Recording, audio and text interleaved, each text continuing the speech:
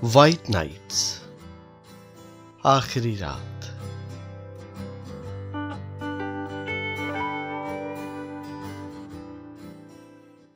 रात के 9 बजे मैं पहुंचा। वो पहले से वहां थी। मैंने उसे दूर से देख लिया। वो उसी तरह रेलिंग पर कोहनी टिकाई खड़ी थी जैसे मैंने उसे पहली बार देखा था। उसने मुझे आते हुए नहीं सुना। नास्टेंका, मैंने उसे पुकारा, अपनी घबराहट को दबाते हुए। वो तुरंत मुड़ी। आ गए? क्या हुआ, जल्दी बताओ। मैं चुपचाप उसे देखता रहा। कहां है चिट्ठी? तुम चिट्ठी लाए हो ना? उसने कांपते हुए रेलिंग को पकड़ लिया। नहीं, कोई चिट्ठी नहीं आई। मैंने धीरे से कहा। क्या वो तुमसे आज भी मिलने नहीं आया? क्या वो तुमसे अब तक मिलने नहीं आया? उसका चेहरा एकदम पीला पड़ गया। उसने मुझे टकटकी लगाकर देखा जैसे मैंने उसकी आखिरी उम्मीद तोड़ दी हो। कुछ पलों की खामोशी के बाद उसकी आवाज टूटी हुई थी। कोई बात नहीं, भगवान उसका भला करे।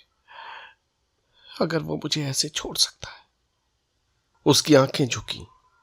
फिर उसने मेरी ओर देखने की कोशिश की, लेकिन देख नहीं सकी। कुछ मिनटों तक वो अपनी भावनाओं से जूझती रही। फिर अचानक रेलिंग पर झुक गई और फूट फूट कर रो पड़ी। नास्टेंका, रो मत, रो मत नास्टेंका। मैंने कहना चाहा, लेकिन उसकी हालत देखकर शब्द गले में अटक गए। मैं उससे क्या कहता? उसने दर्द भरी आवाज में कहा, नहीं, मुझे दिलासा मत दो। मत कहो कि वो आएगा। उसने मुझे इतनी बेरहमी से छोड़ दिया, इतनी क्रूरता से, और एक शब्द भी नहीं। 3 दिन हो गए, लेकिन एक भी लाइन नहीं लगी। क्यों? क्या मेरी चिट्ठी में कुछ गलत था? क्या क्या मैंने ऐसा कुछ कह दिया था जो उसे पसंद नहीं आया? उसकी सिसकियां बढ़ गईं। मेरा दिल चूर चूर हो गया। नास्टेंका, तुम एक खत लिखो। देखो, मना मत करना, मना मत करना। मैं उसे तुम्हारे निर्णय का सम्मान करने पर मजबूर कर दूंगा। उसे सब कुछ बताऊंगा, और अगर वो नहीं माना तो नहीं, मेरे दोस्त, नहीं। उसने बीच में ही मुझे रोक दिया। बस बस, अब और नहीं। न एक शब्द, न एक पंक्ति। बस। मैं उन्हें नहीं जानती। मैं मैं अब उन्हें प्यार नहीं करती। मैं उन्हें भुला दूंगी। वो आगे कुछ नहीं कह पाई। नास्टेंका, शांत हो जाओ, शांत हो जाओ। बैठो, यहां पर बैठो। मैं शांत हूं, परेशान मत हो। ये कुछ नहीं है, ये सिर्फ आंसू है जो थोड़ी देर में सूख जाएंगे। तुम्हें क्या लगता है, क्या मैं खुद को खत्म कर लूंगी? क्या नदी में कूद जाऊंगी? मेरा दिल भरा हुआ था। मैं बोलना चाहता था, पर शब्द नहीं निकल पाए। सुनो, उसने मेरा हाथ पकड़ते हुए कहा, तुम अगर उसकी जगह होते, तुम तो ऐसा नहीं करते ना। तुम किसी लड़की को जो खुद तुम्हारे पास आई हो, यूं अकेला नहीं छोड़ते ना। तुम उसके मासूम दिल का मजाक नहीं उड़ाते। तुम उसका ध्यान रखते, है ना? तुम समझते कि वो अकेली है, वो खुद की रक्षा नहीं कर सकती, वो अपने दिल को नहीं रोक सकती। ये उसकी गलती नहीं है, उसकी कोई गलती नहीं है। नास्टेंका, नास्टेंका, मैंने उसे पुकारा, अपनी भावनाओं को न रोक पाने की बेचैनी में। नास्टेंका, तुम मुझे दुख दे रही हो, तुम मेरे दिल को घायल कर रही हो, मुझे मार रही हो। नास्टेंका, देखो, अब मैं चुप नहीं रह सकता।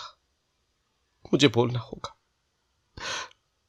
मुझे अपने दिल में उमड़ रहे इस ज्वार को शब्द देने ही होंगे। मैं अपनी जगह से उठ खड़ा हुआ। उसने मेरा हाथ पकड़ लिया और आश्चर्य से मेरी ओर देखा। क्या क्या हो गया है तुम्हें?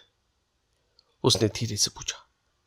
सुनो नास्टेंका, सुनो, जो मैं कहने जा रहा हूं वो सब बेमानी है, असंभव है, मूर्खता है। मैं जानता हूं कि ये कभी सच नहीं हो सकता, पर मैं चुप नहीं रह सकता। मैं तुमसे बस इतनी गुजारिश करता हूं कि मेरी इस पीड़ा को समझकर मुझे पहले से माफ कर दो। क्या है, क्या है? उसने आंसू पोंछते हुए कहा। उसकी आंखों में एक अजीब सी जिज्ञासा चमक उठी। नास्टेंका, मैं तुमसे प्यार करता हूं नास्टेंका। हाँ, यही सच है नास्टेंका। मैंने सब कुछ सच कह दिया। मैंने एक गहरी सांस लेते हुए कहा। नास्टेंका, मैंने तुमसे अपने दिल की बात कह दी। क्या अब तुम मुझसे पहले की तरह बात कर पाओगी? नास्टेंका खामोश रही, फिर थोड़ी देर बाद बोली। मुझे पहले से पता था कि तुम मुझसे प्यार करते हो। बस मुझे यही लगता था कि ये बस एक गहरी पसंद थी। हाँ, हाँ नास्टेंका, पहले तो ये बस एक पसंद थी, लेकिन अब अब मैं तुम्हारी तरह हूं। जैसी हालत में तुम उसके पास गई थी, मेरी अब वही हालत है, बल्कि कहूं तो उससे भी बदतर। नास्टेंका, तुम्हें थोड़ी उम्मीद तो थी, मुझे तो कोई उम्मीद नहीं है। नास्टेंका चुप हो गई। वो अपनी ही उलझन में घिर गई थी। उसके गाल लाल हो गए। उसने अपनी नजरें झुका ली। क्या करूं नास्टेंका, मैं दोषी हूं। मैंने तुम्हारी भावनाओं का अनादर किया है, लेकिन लेकिन मेरा कोई गुनाह नहीं। मेरा दिल कहता है कि मैं सही हूं, क्योंकि मैं तुम्हें दुख नहीं पहुंचा सकता, मैं तुम्हें चोट नहीं पहुंचा सकता। नास्टेंका, मैं तुम्हारा दोस्त था और अब भी तुम्हारा दोस्त हूं। मैंने तुम्हारे विश्वास को नहीं तोड़ा। देखो ना, मेरी आंखों से आंसू गिर रहे हैं नास्टेंका। इन्हें गिरने दो, ये किसी को नुकसान नहीं पहुंचाएंगे, जल्दी ही सूख जाएंगे। नास्टेंका, उसने मुझे बेंच पर बैठाते हुए कहा।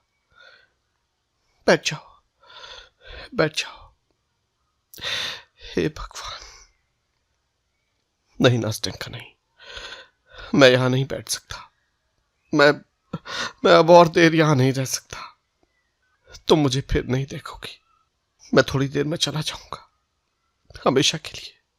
मैं बस इतना कहना चाहता हूं कि तुम कभी नहीं जान पाती कि मैं तुमसे प्यार करता हूं। मैं इसे अपने दिल में ही रखता, लेकिन आज जब तुम रो रही थी, तुम दुख में थी, तुमने प्रेम में ठुकराए जाने की बात कही, तो मैं अपने दिल में इतना प्यार महसूस कर रहा था, इतना प्यार नास्टेंका, कि मैं रोक नहीं सका। मुझे बोलना पड़ा। मुझे माफ कर दो, मुझे माफ कर दो। नहीं, तुम कहीं नहीं जाओगे। बैठो, मुझसे बात करो, जो भी कहना चाहते हो कहो। नास्टेंका, मैं जानता हूं तुम सिर्फ मुझ पर तरस खा रही हो, है ना? देखो, मैं जो कह चुका हूं उसे वापस नहीं लिया जा सकता। यही मेरा सच है। रुको, मेरी एक बात का जवाब दो। क्या तुम मेरा इंतजार करोगे? कैसा इंतजार नास्टेंका?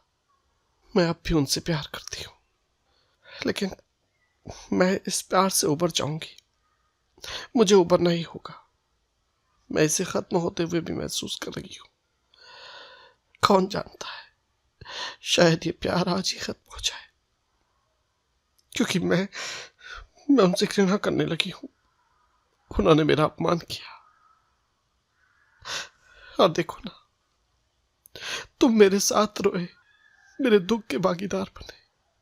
उसने मुझे ठुकरा दिया, जबकि तुमने मुझे अपना प्यार दिया। हाँ, शायद अब मैं तुमसे प्यार करती हूँ नास्टेंका। नहीं, बस अब और नहीं, उसने अपने आंसू रोकते हुए कहा। अब सब कुछ कह दिया गया है। तुम भी खुश हो और मैं भी खुश हूं। अब हम इस बारे में नहीं बोलेंगे। बस कुछ और बात करो। तुम खुश हो ना? हाँ नास्टेन कहा, मैं बहुत खुश हूं। फिर हम बातें करते रहे, दोनों साथ साथ हंसे, बच्चों की तरह। नास्टेन कहा, अभी मैं अकेला रहता हूं, लेकिन कल से तुम हमारे साथ रहोगे, हमारी छत के नीचे। और हाँ, दादी भी हमारे साथ रहेंगी। हाँ हाँ नास्टेन कहा, अब हम हमेशा साथ रहेंगे। हमने सपनों की दुनिया में कदम रखा था, जहां प्यार और उम्मीद के अलावा कुछ भी नहीं था। अच्छा, तुम रहते कहाँ हो? मैं 12 त्रिकोण बिल्डिंग में। अच्छा, वो बड़ी सी इमारत? हाँ हाँ, वही बड़ी सी इमारत। अच्छा घर है, लेकिन तुम उसे छोड़कर जल्द से जल्द हमारे पास आ जाओ। मैं कल ही आ जाऊंगा। वहां का किराया थोड़ा बाकी है, लेकिन कोई बात नहीं, मेरी तनख्वाह जल्द ही मिलने वाली है। और सुनो, शायद मैं पढ़ाने लगूं, कुछ ट्यूशंस दूंगी।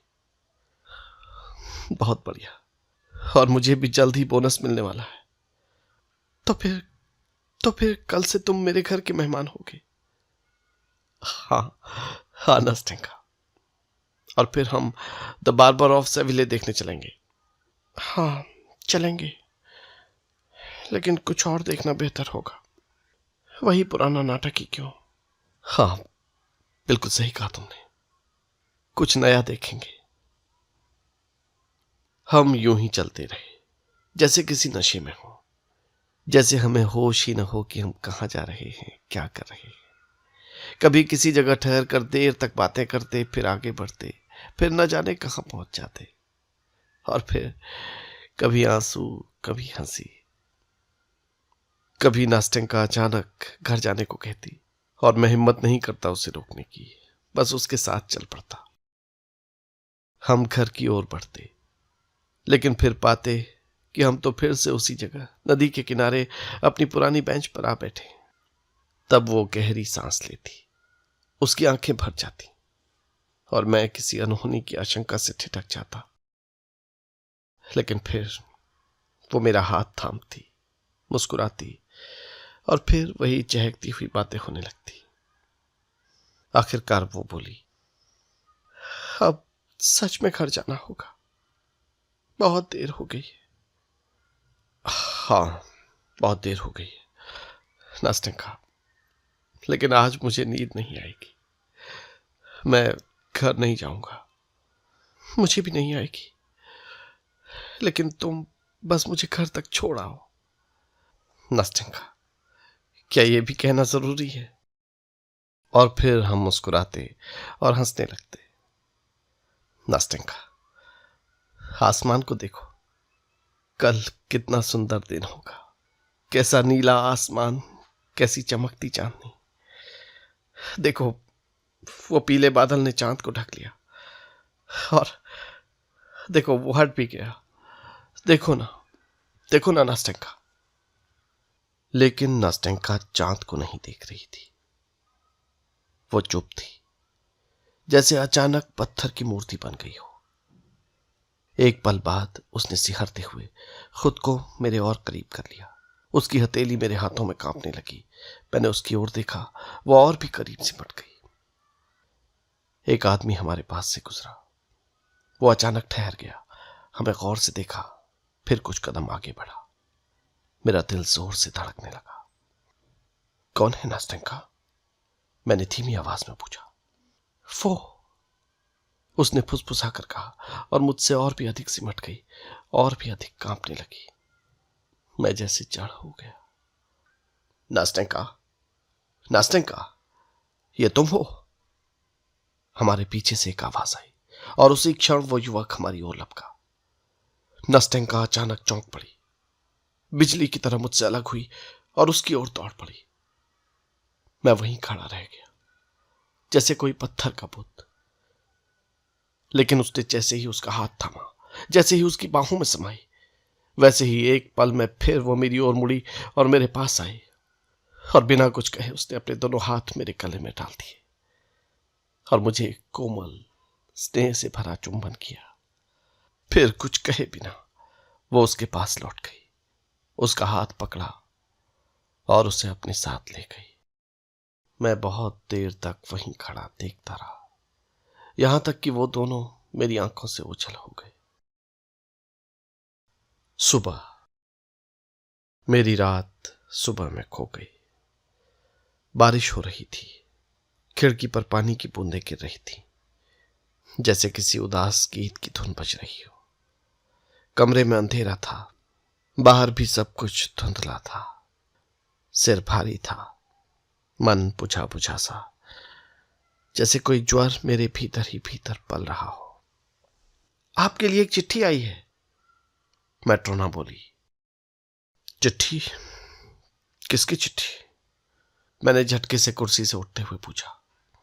पता नहीं, आप खुद ही देख लीजिए। मैंने कांपते हाथों से मुहर तोड़ी।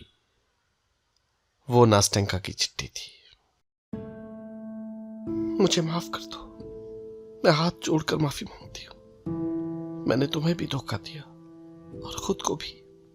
ये सब एक सपना था, जैसे एक मृग तृष्णा। आज मेरा दिल तुम्हारे लिए रो रहा है, बहुत रो रहा है। मुझे माफ कर दो, लेकिन मैंने कोई गुनाह नहीं किया, कोई पाप नहीं किया। मैंने तुमसे कभी झूठ नहीं कहा। मैंने कहा था कि मैं तुमसे प्रेम करती हूँ, आज भी करती हूँ, शायद पहले से भी ज्यादा। काश मैं तुम दोनों को एक साथ प्रेम कर सकती। काश तुम वही होते, काश वो तुम होते।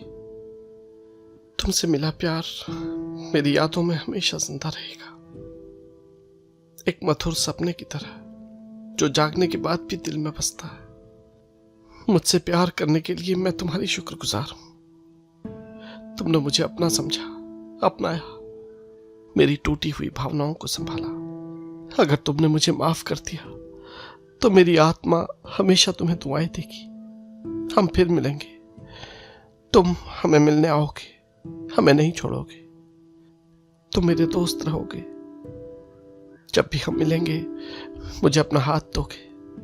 तुमने मुझे माफ कर दिया है ना? मुझे कभी मत छोड़ना, क्योंकि मैं तुमसे प्यार करती हूँ, हर पल तुमसे प्यार करती हूँ। मैं तुम्हारे प्यार के लायक हूँ। मैं इस प्यार को हमेशा सहेज कर रखूंगी।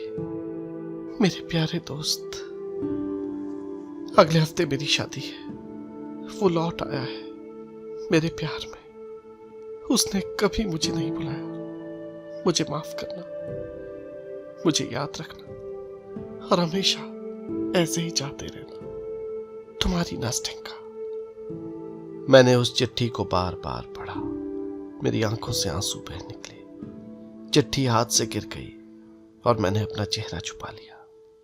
तभी मैट्रोना आई और बोली, सर, मैंने घर के सारे जाले साफ कर दिए। अब आप शादी कर सकते हैं या किसी को भी दावत दे सकते हैं। मैंने उसकी ओर देखा और अचानक मुझे अपना कमरा बूढ़ा लगने लगा, अपने ही जीवन की तरह, जो अब भी उतना ही अकेला था।